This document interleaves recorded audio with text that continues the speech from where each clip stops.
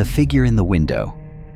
Back in high school, my neighbor Rowan and I used to hang out at this little park tucked away behind our neighborhood. It was the kind of place you'd only know existed if you lived nearby. One trail, one swing set, and a bench that looked like it had been carved by hand decades ago. It wasn't anything special, but it was ours. We'd go there to talk about school, crushes, or just kill time. One summer evening, just after sunset, we were there like usual. The air was sticky, and everything had that orange tint from the dying light. Rowan was mid-sentence when he suddenly stopped talking and stared past me. His face went pale. "Do you see that guy in the window?" he whispered. I turned to look across the clearing, toward the old vacant house that backed up to the park. The place had been empty for as long as I could remember. I squinted, and sure enough, in the second-floor window, there was a figure. Tall, unmoving, and definitely watching us. He stood there completely still, backlit by a faint glow inside the room. "Maybe it's just a reflection," I offered weakly, though my skin crawled just saying it. We both knew it wasn't. We didn't stick around. We grabbed our bikes and rode home in silence, not even looking back. But when we got to our street, Rowan stopped me. "That house, no one lives there, right?" he asked. "No," I said, but even I didn't sound confident anymore. That night, I couldn't sleep.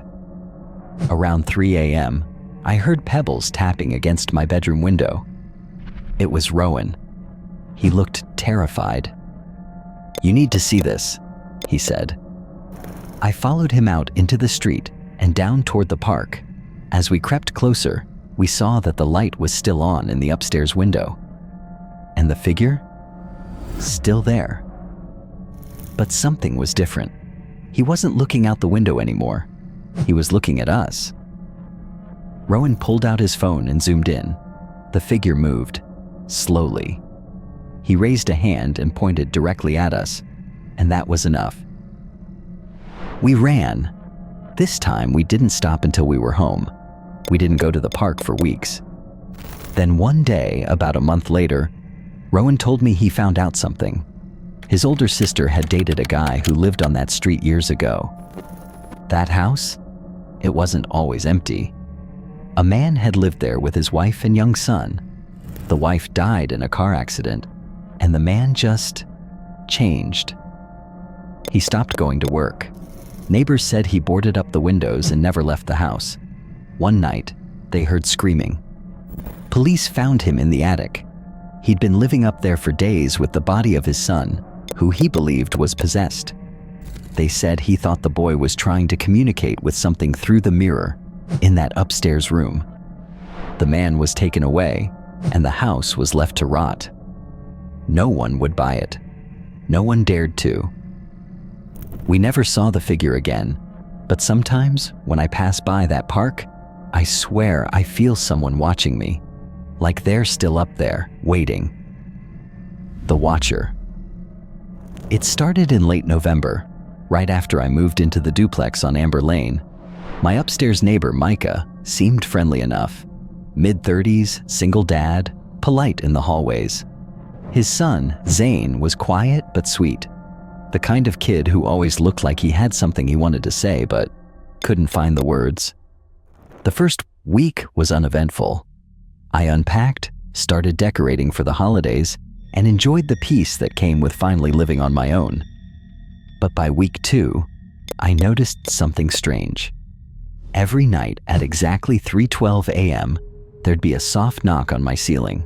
3 slow taps, always in the same spot, above my bed. At first, I assumed it was plumbing, or maybe Micah moving around. But it was always the same number of knocks. Always the same time. I brought it up in passing when I saw him one morning by the mailboxes. "You guys night owls?" I asked, laughing. He looked confused. "Not really. We're usually both asleep by 10. Why?" "Just been hearing some movement upstairs in the middle of the night," I said. Thought maybe you were rearranging furniture or something." Micah paused, his expression clouding. "Haven't moved anything. And if you're hearing it at 3 a.m., it's not us." I laughed it off, but that night, the knocking returned. 3:12 a.m. sharp. I lay in bed frozen, watching the ceiling like it might crack open. The next morning, I tried to convince myself it was a dream. But then it happened again, and again. One night, I decided to record it. I set up my phone on my nightstand, hit record, and went to bed. At 3:12, the knocking came. 3 deliberate knocks. The next morning, I played back the video, heart pounding. It was there, clear as day. 3 knocks, but something else caught my eye. At the 3:10 mark, just before the sound, there was a flicker in the reflection of my bedroom window. I zoomed in.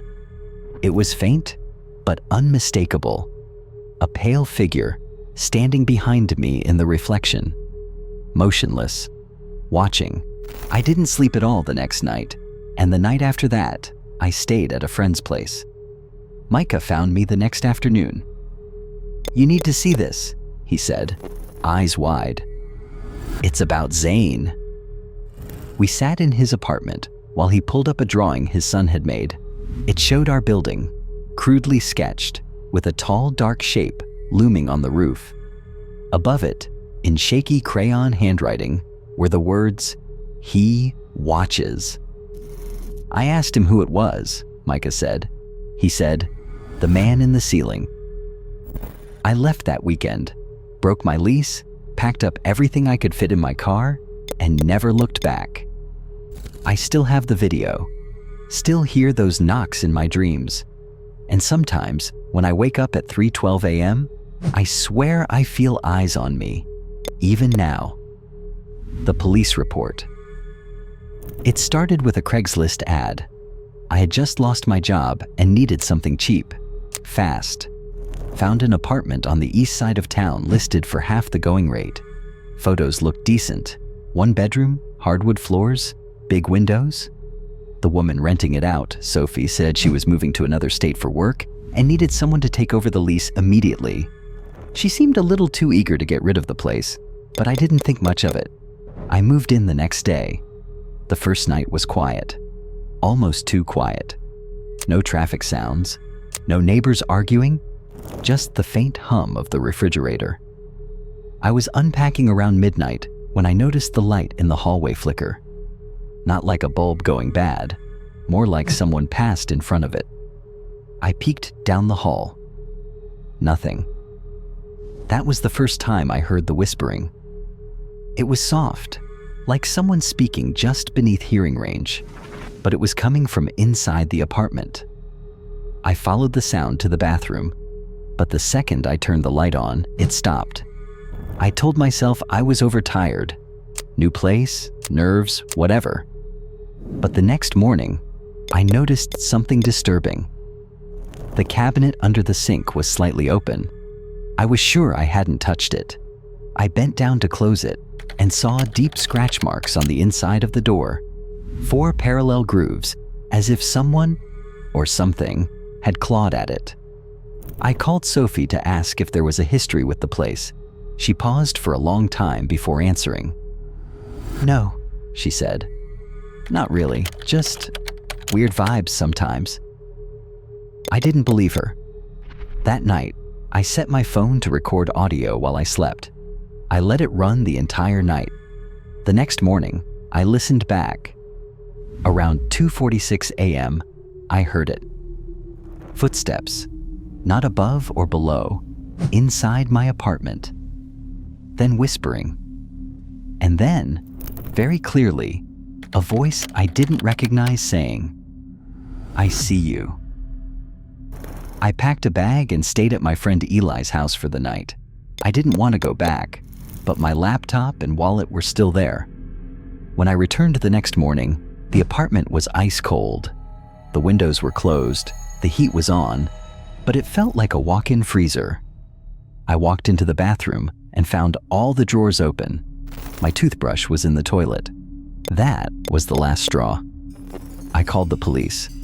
The officer who showed up, Officer Ramirez, looked skeptical, but he took my statement. I asked if there were any previous reports connected to the address.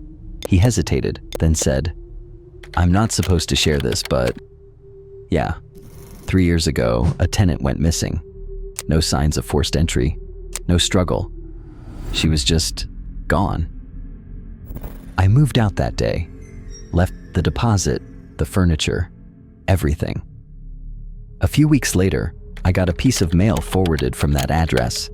No return label, just my name, written in shaky pen. Inside was a folded-up police report. It was the missing persons case. On the last page, someone had written, "You're next." If you're still reading and still breathing, make sure to like this video and subscribe to Unwell Tales. We've got more stories waiting for you in the dark. Just remember, some places never forget who's been inside.